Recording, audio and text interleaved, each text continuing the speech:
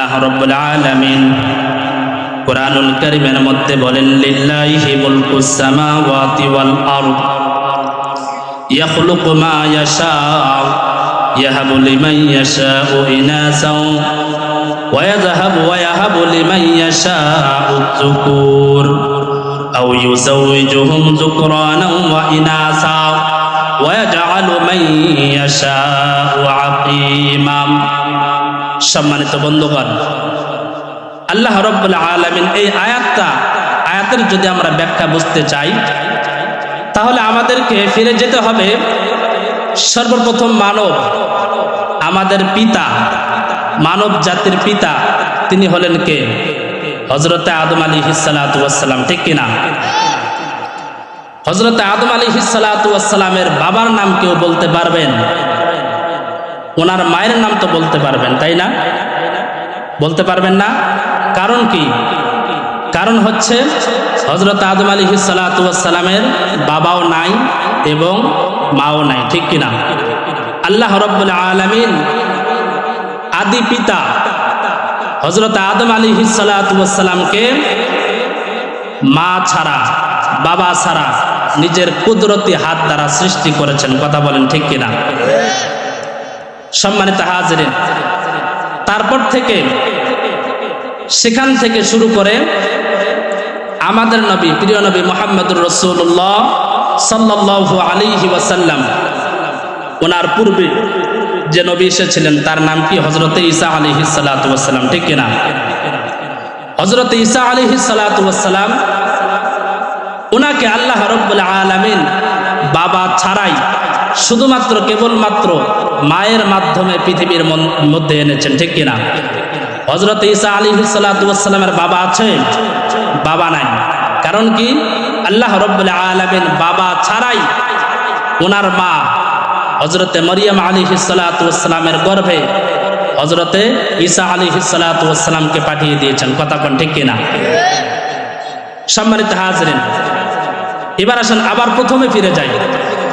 হযরত আদম আলাইহিস সালাতু ওয়াস সালামের পর থেকে আল্লাহ রাব্বুল আলামিন যতগুলো মানুষকে, লক্ষ লক্ষ কোটি কোটি মানুষকে পৃথিবীর মধ্যে প্রেরণ করেছেন, এখনো আসতেছেন, পরবর্তীতে আসবেন, তারা কি মা বাবা ছাড়া নাকি মা বাবার মধ্য থেকে আসতেছেন?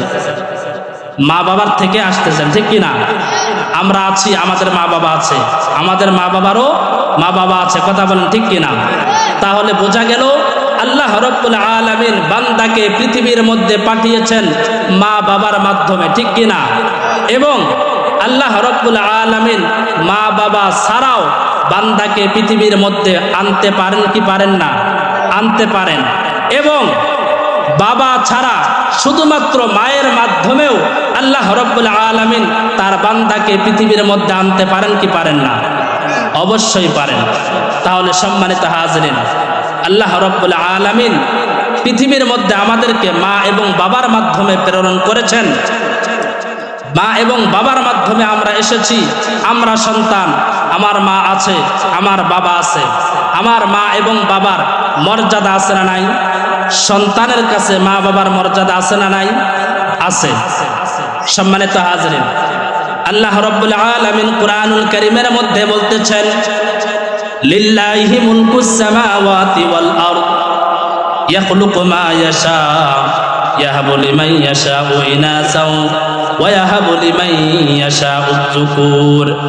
আল্লাহ রাব্বুল আলামিন কুরআনুল কারীমের মধ্যে ঘোষণা করে দিলেন, হে দুনিয়ার মানুষেরা, আসমান এবং জমিনের মধ্যে যা কিছু আছে সব কিছু কার কথায় চলে? আল্লাহর কথায় চলে কি চলে না? সবগুলো আল্লাহ তাআলার অধীনস্থে আছে, আল্লাহ তাআলার হুকুমে সব চলে। আল্লাহ রাব্বুল আলামিন বলেন, ইয়াখলুকু মা ইয়াশা ইয়াহাবু লিমান ইয়াশাউ ইনাসাও ওয়া ইয়াহাবু লিমান ইয়াশাউ যুকুর।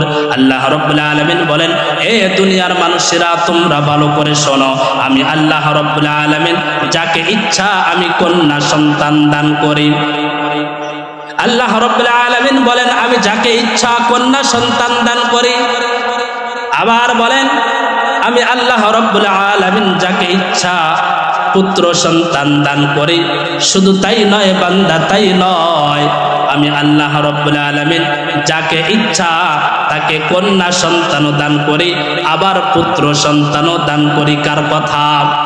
আল্লাহর কথা। আল্লাহ রাব্বুল আলামিন জানাই দিলেন, ও বান্দা, শুধু তাই নয়, আমি আল্লাহ রাব্বুল আলামিন যাকে ইচ্ছা করি কন্যা সন্তানও দেই না, আবার পুত্র সন্তানও দেই না।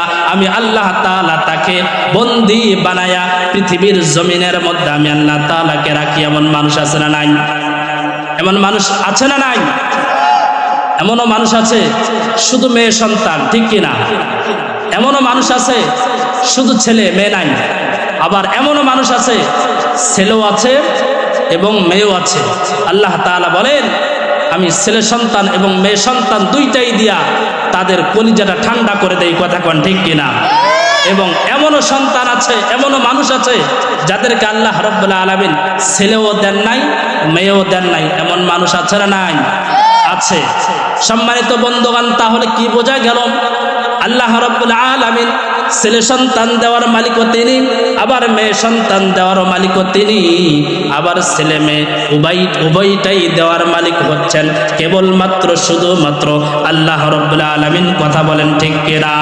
শুধু তাই নয়, এবং ছেলে এবং মেয়ে দুইটাই না দেওয়ার মালিকও হচ্ছে একমাত্র আল্লাহ রাব্বুল আলামিন, ঠিক কিনা?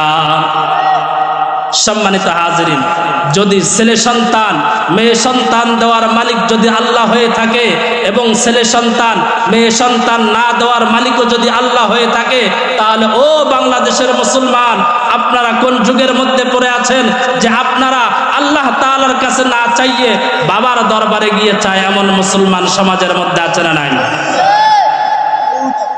আল্লাহ তাআলার কাছে চায় না, নামাজ পড়ে আল্লাহ তাআলার কাছে দোয়া করে না, বাবার দরবারে যায়।